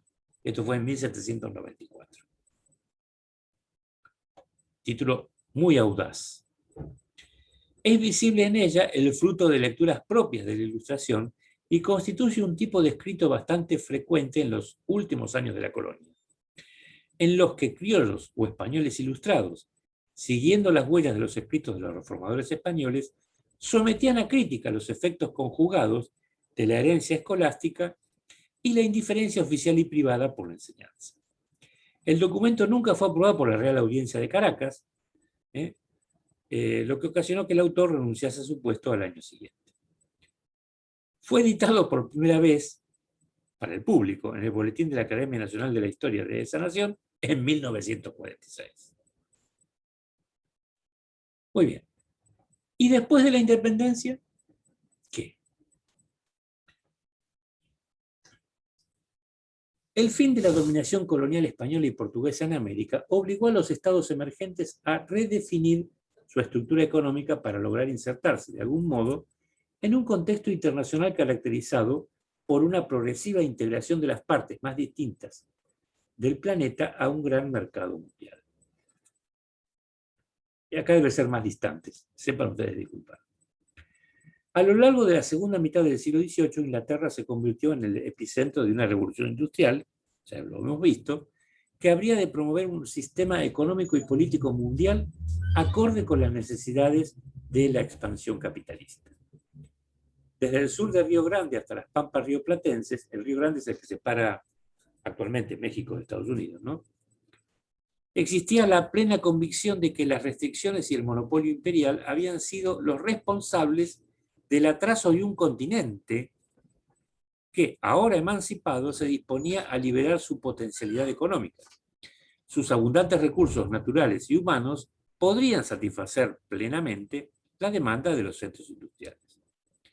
En la siguiente filmina puede verse la situación aproximadamente hacia 1826, cuando el Reino Unido comenzó a reconocer diplomáticamente a los nuevos estados americanos.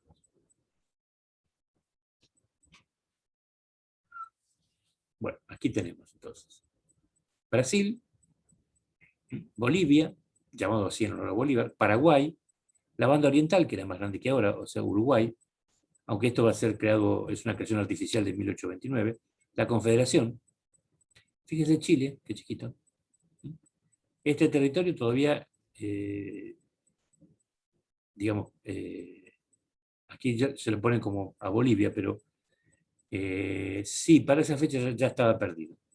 Digamos, la Confederación lo había perdido. Esto sería Perú, que ha perdido territorio, por Brasil se ha expandido más, digamos, se ha expandido en expensas de Uruguay, de Paraguay, de Bolivia y de Perú. Aquí todavía no se ha separado, esto sigue siendo lo que era antes la Gran Colombia, Nueva Granada, no se ha separado en los tres estados. Centroamérica, Cuba, que sería siendo colonia, Dominicana y Haití. Haití fue no lo hemos mencionado, pero fue la primera revolución en 1804, que derrotaron a las tropas napoleónicas. Fíjense lo que es México. Fíjense. Todos esos territorios los va a perder después en sucesivas guerras. Ya Florida forma parte de Estados Unidos, había sido comprado, si recuerdo bien, en 1818.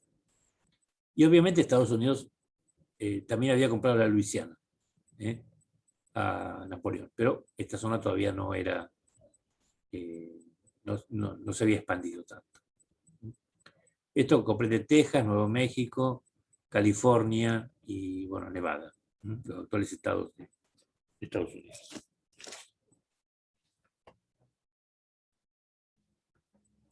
Hacia 1810 existían indicios más que evidentes del interés que suscitaba Hispanoamérica a los británicos.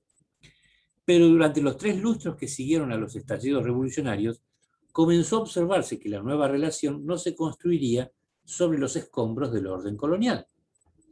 La apertura comercial de los nuevos estados, fruto de la convicción ideológica de los grupos dirigentes y condición sine qua non para ser reconocidos en el concierto internacional, no solo afectó a los antiguos circuitos mercantiles, intrarregionales, ¿no?, sino que además no fue acompañada por la catarata de inversiones que junto con ella se esperaba. Qué moderno.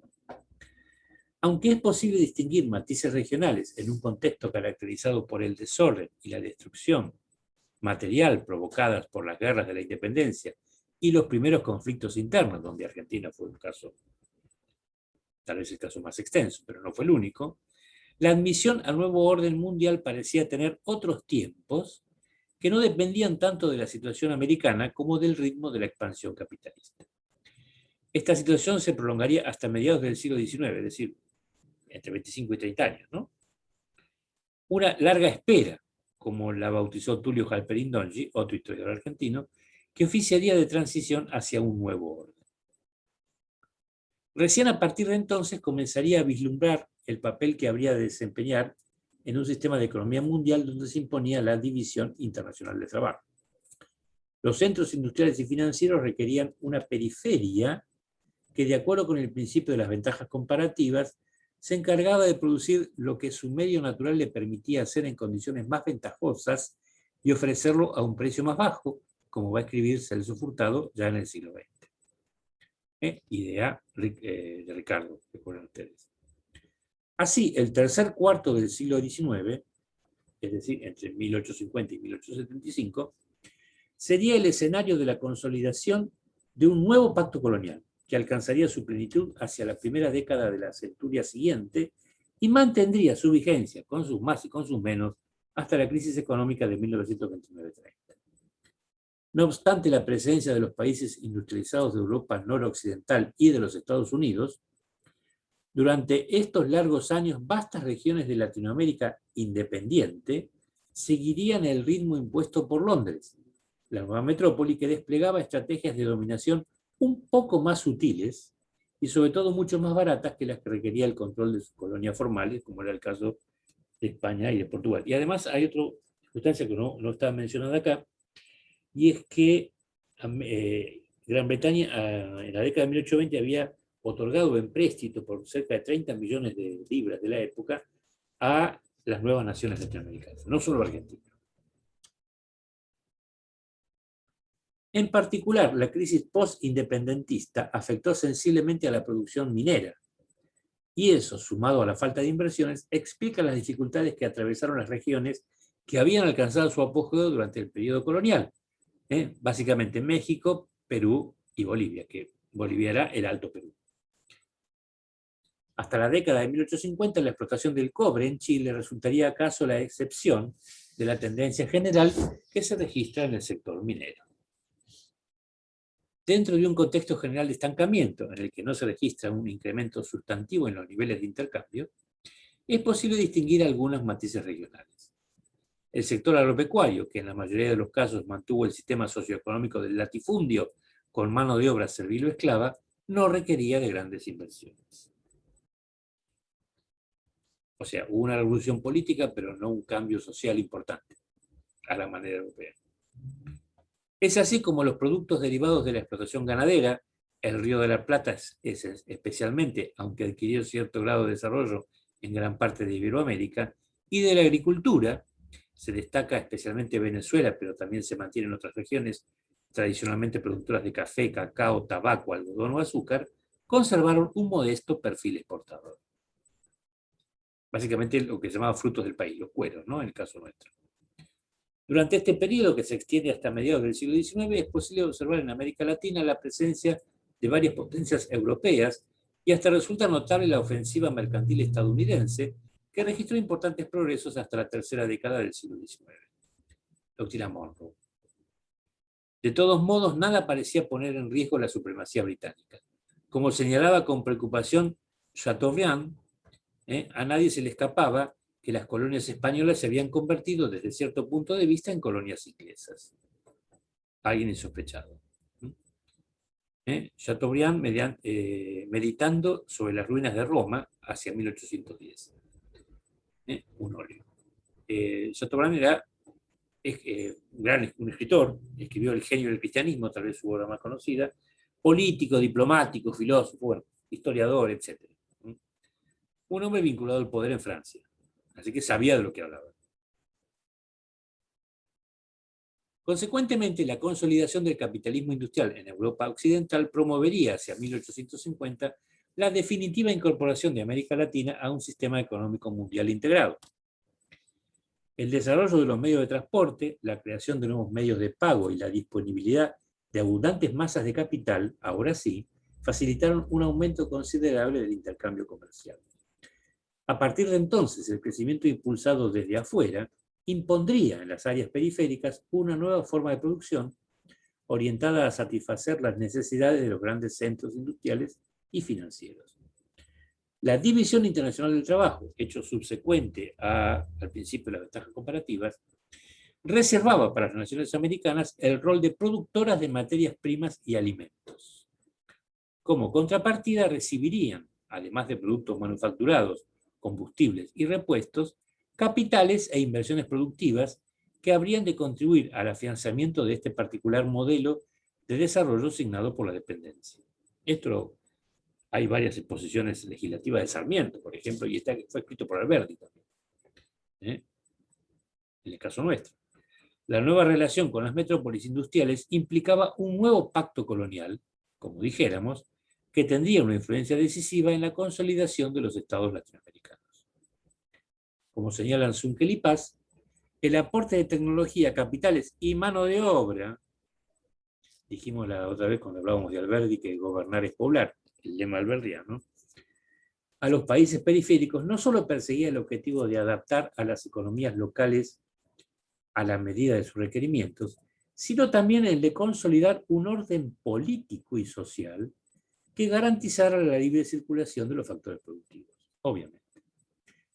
El orden neocolonial terminaría de consolidar a una oligarquía estrechamente ligada al comercio del ultramar y a la propiedad de la tierra, que tendría en sus manos el control político que harían posible la modernización. La demanda creciente de productos alimenticios baratos, que en Europa permitían reducir el salario obrero, como había dicho Ricardo en 1817, auspiciaban la ampliación del espacio productivo. Durante este periodo se registra un vertiginoso avance sobre las llamadas áreas vacías y tierras improductivas. Tierras baldías las llamaba Avellaneda, vimos la última clase. Ejemplo de ello son las expropiaciones a la iglesia, como en los casos de México y Perú, la ocupación de tierras públicas o el desalojo de comunidades indígenas, que bajo coacción, en ocasiones convertidas en víctimas de verdaderas masacres, contribuían, entre comillas, al proceso, incrementando al mismo tiempo la extensión de tierras potencialmente aptas para la agricultura y o la ganadería y la disponibilidad de abundante mano de obra. El caso argentino emblemático, la llamada campaña del desierto. De acuerdo entonces con las ventajas comparativas y a despecho de cualquier inquietud industrialista, cada rincón de América Latina orientó sus recursos productivos hacia una economía exportadora que producía a precios competitivos. La actividad minera en Chile, la lana rioplatense, que fue nuestro gran producto exportable antes que los cereales y la carne. El guano peruano, la expansión del café en Brasil, Venezuela, Nueva Granada y Centroamérica, o el azúcar en las Antillas, México y Perú. Todos ellos grandes negocios que reportaban beneficios increíbles a los inversionistas extranjeros y a sus socios locales.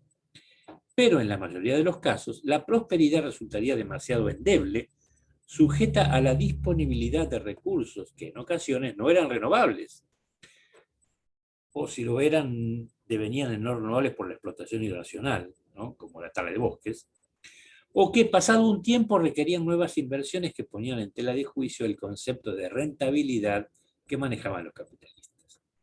Para colmo de males, una economía tan ligada y tan abierta corría ciertos riesgos. La crisis internacional de 1873, por ejemplo, se encargaría de mostrar cuáles eran los límites de la bonanza, y también algo análogo sucedería en 1929-30. Orden y progreso. En este contexto, entonces, unificar y modernizar fueron palabras mágicas para las élites que pilotearon el proceso de transformación acelerada que se extendería hasta mediados de la segunda década del siglo XX. Los cambios instrumentados revelarían una inequívoca matriz liberal, aunque en los hechos ese liberalismo teórico habría de convivir con prácticas políticas conservadoras, que garantizaron a las oligarquías latinoamericanas el control del nuevo orden económico y social. O sea, no tuvo el mismo papel progresista el liberalismo conservador americano o sudamericano que tuvo en la Europa de fines del 18 y principios del 19. Los gestores de los estados latinoamericanos recogían y adherían a la tradición liberal, la que tanta influencia había tenido en el proceso de emancipación y que a mediados del siglo XIX se imponía como condición esencial para acreditarse frente al mundo como país civilizado. Había que agilizar las transacciones internacionales, eliminando las trabas que entorpecían el comercio y el libre acceso a los recursos productivos. Así, las llamadas reformas liberales se transformaron en moneda corriente a lo largo de la segunda mitad del siglo XIX. Formalmente, las constituciones evidenciaban la influencia norteamericana: sistema republicano con división de poderes, etc., libertad de cultos y separación de la Iglesia y del Estado, con excepciones, libre expresión de ideas y libertad de comercial. Pero no todos los principios enunciados fueron preservados con el mismo celo. Y podríamos añadir, lo son hoy día. Pese a que preconizaban la abstención del Estado en materia económica, este tuvo a su cargo los aspectos esenciales de la reestructuración, como señala Oscar Oslak. Las élites, aquí hay imágenes de las élites, Perú y Argentina respectivamente, entendieron que el Estado Nacional era la única instancia capaz de movilizar los recursos y crear las condiciones que permitieran superar el desorden y el atraso. La misma condición que le pasó a la fisiocracia, digamos, la misma contradicción. La fisiocracia pretendía un Estado que no interviniera, pero para desmontar el orden mercantilista en Francia del 18 tenía que intervenir necesariamente. En este sentido, las reformas liberales fueron ejecutadas por gobiernos fuertes, persuadidos de que sin ese orden la ansiada modernización se transformaba en una quimera. De allí que las experiencias republicanas tuvieran la apariencia de democracias para privilegiados. En el caso argentino, donde votaba apenas el 1% de la población, hasta la reforma de 1912. A menudo la administración ordenada era la fachada de estructuras políticas impermeables al cambio, que incubaban o encubrían auténticas dictaduras. Con ciudadanos, que en lo adelante sea nuestra divisa libertad, orden y progreso. La libertad como medio, el orden como base y el progreso como fin. Las palabras del educador mexicano Gabino Barreda, que vivió entre 1818 y 1881, resumen limpiamente el credo positivista que, trasplantado a América Latina, impregnó su desarrollo durante el último cuarto del siglo XIX, cuando, a media centuria largamente cumplida de su independencia, las repúblicas de la región, desde 1889, también lo era Brasil, se encaminaban cada una a su ritmo hacia la consolidación de sus respectivos estados nacionales. Recuerden que Brasil se independizó en 1822 como un imperio, y lo fue hasta 1889. El mismo año que abolió la esclavitud, por otro lado. Ya fuera sobre los moldes teóricos del francés Auguste Comte, o siguiendo la vertiente inglesa de Herbert Spencer o de John Stuart Mill, volcada hacia un cientificismo evolucionista que hacía del progreso social una suerte de ley fatal de la historia, el progreso material se imponía como fin primordial para cuya consecución, el orden era la base indispensable. Orden y progreso era el lema kantiano. Por otra parte, anteponer la obtención del progreso material a la instauración de la libertad significaba que se habían invertido las prioridades de los dos postulados medulares del liberalismo y que éste se había hecho conservador. El positivismo, entonces, es una de las corrientes filosóficas que mayor influencia ejerció en los emancipadores mentales durante el siglo XIX.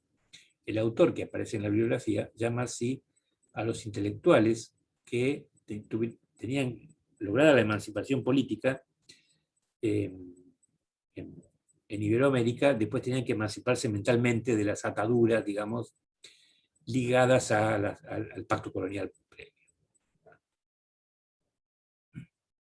Cuando se habla del siglo decimonónico, se hace referencia al periodo acotado por dos grandes confrontaciones. Por una parte, las guerras napoleónicas, y por otra, la Gran Guerra de 1914-1918. Es decir, el siglo, bueno, no es el siglo XIX, el siglo XIX es largo, pero casi, de Hobsbawm. La filosofía positivista comienza a ser sistematizada y promovida por Augusto Comte. Sin embargo, la actitud y la aptitud positiva, es decir, la disposición del ánimo, la capacidad, la cualidad, la suficiencia, la idoneidad propia del espíritu positivista, se puede rastrear en América Latina con anterioridad al conocimiento y, por qué no decirlo, a la redacción del discurso sobre el espíritu positivo de 1844, que es la obra medular de Comte. Domingo Faustino Sarmiento, nuestro Sarmiento, afirma que al leer la obra de Herbert Spencer, reconoció las relaciones, los puntos de encuentro de sus pensamientos con el sistema del filósofo inglés, recalcando que esa debía ser la forma de expresar los anhelos de progreso de toda su generación. Recuerden que Sarmiento nació en 1811. En forma análoga, el mexicano José Victorino Lastarria manifiesta que antes de haber conocido los textos y el sistema filosófico comtiano, era seguidor de los conceptos básicos de la doctrina del filósofo francés. Al parecer, y fruto del estudio de los postulados y los métodos de la Ilustración y del Romanticismo, además de las teorías filosóficas anteriormente mencionadas, surge en los pensadores latinoamericanos una actitud y una aptitud positiva.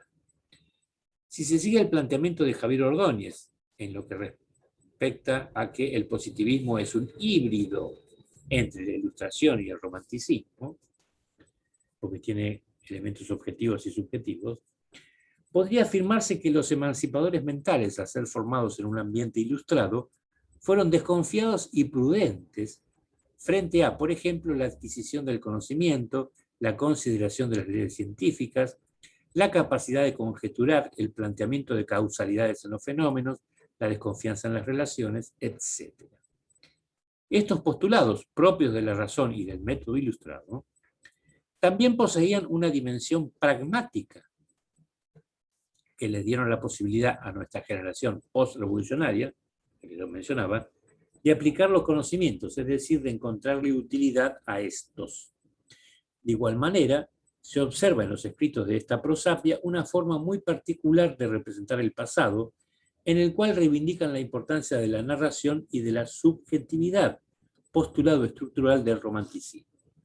El romanticismo fue introducido entre nosotros por Esteban Echeverría a su regreso de su estadía en París.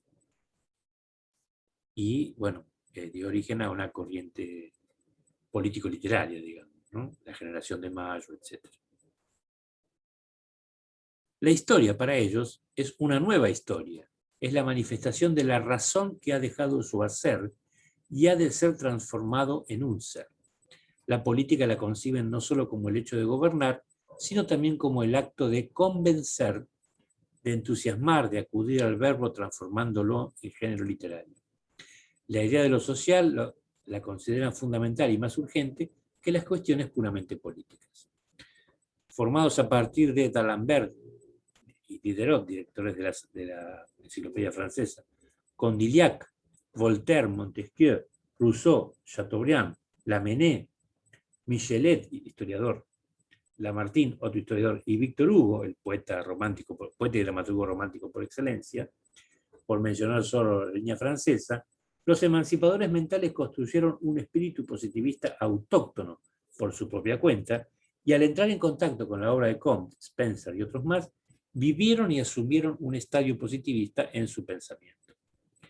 El positivismo latinoamericano, sin embargo, no significó una simple adaptación de una filosofía europea a estas latitudes, dice este autor, sino una incorporación y recepción creadora con profundos elementos originales, disímiles y renovadores, que constituyeron una forma específica de superación de dicha filosofía en el ámbito particular de este continente. Vean ustedes una notable similitud con lo que decía Chiaramonte sobre la recepción del pensamiento ilustrado en el mundo colonial.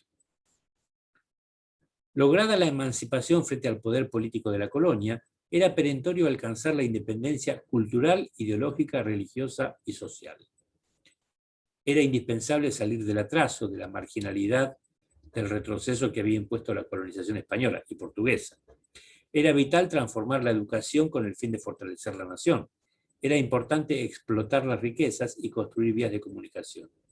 Era esencial poner como meta la transformación de la nación en una sociedad industrial. Esto último es muy discutible. Así las cosas, el positivismo vino a convertirse en uno de los factores que pretendieron dar orden constructivo y orden mental a las nuevas naciones americanas. En mi opinión, no lo lograron, al menos no lograron cumplir con todos estos objetivos aquí enunciados, pero admito que es materia opinable. Y disculpen que muestre la bandera brasileña, pero lo hago por una razón. Orden y progreso en la bandera de Brasil, escrito en portugués. Esta es la bandera republicana de Brasil, ¿no? Así que en pleno auge del positivismo, crean esta bandera. El lema del positivismo, que todavía está en la bandera de Brasil. Bueno, hemos llegado al fin. Hay dificultades con la bibliografía. He usado los siguientes textos. El de Chiaramonte, sobre todo la parte de introducción, que es muy buena. El de Rabina, Historia de América Latina, para ver más o menos las características generales del periodo post-independiente. Y el de Sabogal Tamayo, para la primera parte, que está disponible en este sitio. También he usado el de Jiménez Hurtado para la parte de positivismo y un poquito el de Popescu. No he tenido tiempo de usar los de Rama y Abramson, que hablan obviamente de el socialismo latinoamericano, digamos, o la inserción del socialismo en América Latina. Y directamente este libro de varios autores no lo he usado porque no muestra la cuestión en forma transversal, sino que muestra la cuestión país por país. Y entonces eso llevaría a ser, bueno, no sé, habría que hacer una exégesis y no nos da el tiempo, al menos a mí no me da, para encontrar los denominadores comunes de los países que están considerados en el libro. Bueno, hemos llegado al fin. Gracias por su atención. Vamos a dejar de compartir y a detener